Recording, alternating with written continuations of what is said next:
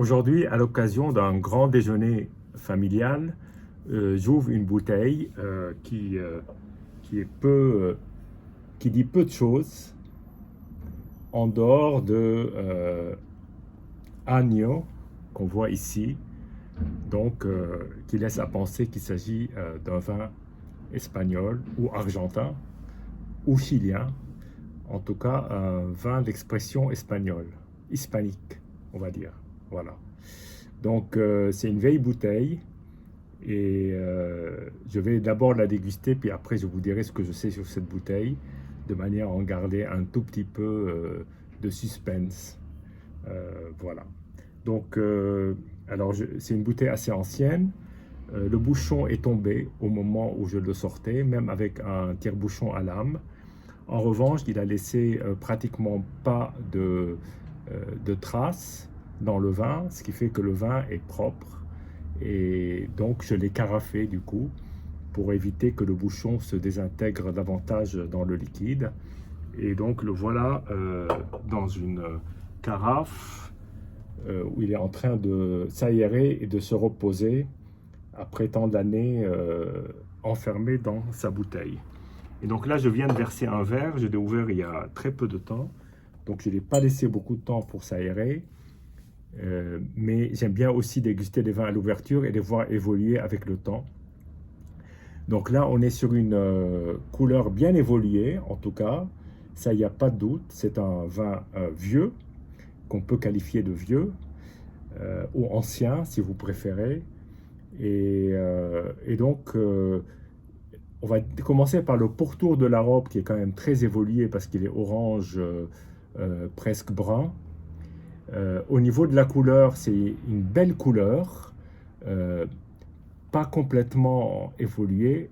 Il y a encore du rouge, pour faire simple.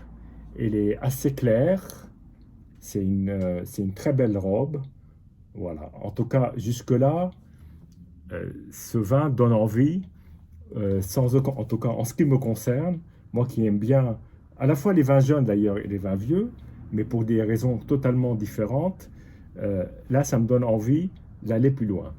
Donc je commence par le nez, que j'ai légèrement senti à l'ouverture et qui m'a, comment dire, ébloui. Ébloui parce il y a plein de senteurs et d'arômes qui me séduisent particulièrement.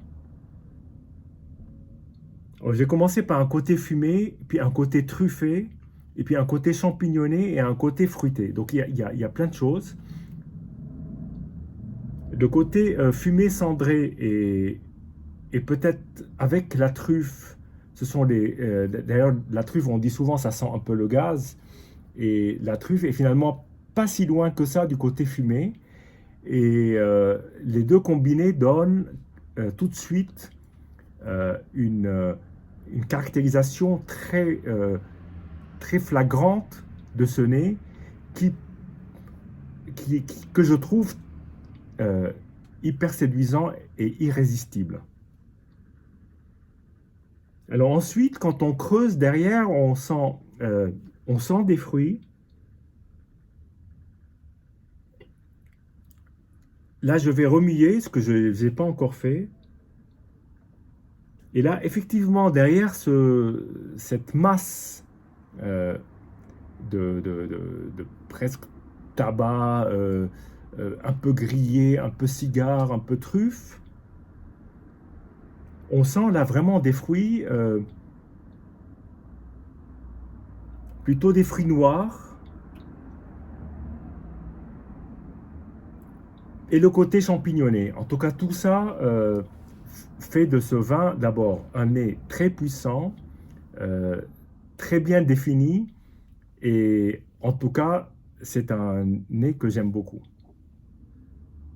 Alors après, le nez donne des indications sur la bouche et parfois même vous emmène loin de ce que vous allez avoir en bouche parce que vous commencez à vous imaginer que ça va être en bouche et des fois vous êtes extrêmement surpris et peut-être que le vin ne tient plus la route. Je vais le voir tout de suite.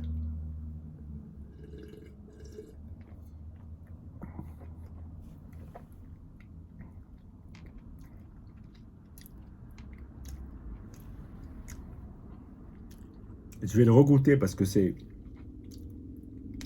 très surprenant. Très, très surprenant.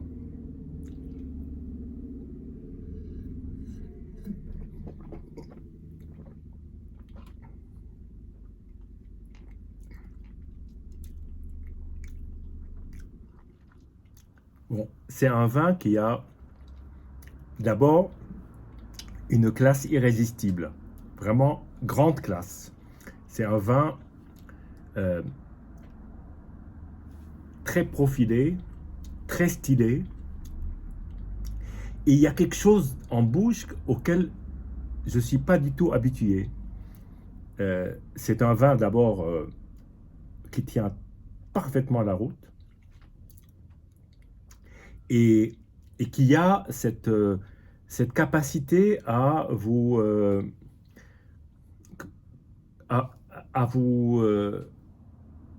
vous impressionner d'une certaine façon parce qu'il est tellement marqué en bouche que alors, l'attaque même, donc on va dire la seconde de l'attaque est, est belle, ample, et ensuite il y a un développement aromatique qui est un mélange d'amertume et, euh, et de fruits et de tabac. Et ce mélange-là fait que le vin, en étant d'une grande fraîcheur, vous emmène dans des sentiers qui sont pour moi totalement nouveaux.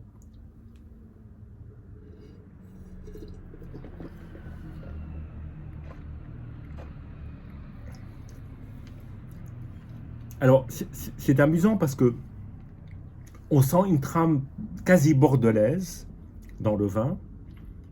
On sent ce côté, comment le définir, fumé, amer fumé, euh, pas encre, mais amer fumé, et un côté de fruits mûrs, presque compotés, qui s'entrecroisent et donnent une sensation en bouche d'un grand style, de quelque chose qui est d'un classicisme, comme si ce vin faisait école. Et assez surprenant, la sensation que ça donne en bouche. Et je dois reconnaître que c'est pour moi, il y a des arômes que je n'ai jamais ressentis dans un vin, des saveurs, le toucher est plutôt quelque chose auquel je suis plutôt habitué, mais c'est plus cette conjonction différentes sensations qui font que ce vin me surprend. Je vais quand même, parce que je pense aussi que le palais doit s'acclimater. Là, il est encore, euh, on va dire, l'avant-midi, quoi. Et c'est mon premier verre de vin. Et je ressens quand même qu'il y a une acclimatation du palais pour apprécier ce vin à sa juste valeur.